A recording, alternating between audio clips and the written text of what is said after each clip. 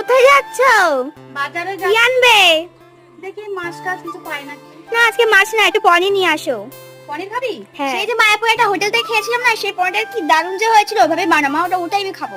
শোনো অপর্ণার কথা, কখন আমরা মায়াপুরে গেছিলাম আর তখন একটা ইসকন মন্দিরে খেয়েছিলাম এর নিরামিষ পনির রেসিপিটা, আর খেতে কিন্তু দুর্দান্ত হয়েছিল। আর তারপর থেকে বাড়িতে পনির আনলে এভাবেই রান্না করতে বলে। প্রথমে পনিরটাকে কেটে ভেজে নিয়েছি, তারপরে তেলের মধ্যে গোটা গরম মশলা দিয়ে আমি ওই যে কাঠবাদাম, কাজু বাদাম, টক দই আর একটু পনির পেস্ট করে রেখেছি সেটা দিয়ে দিয়েছি।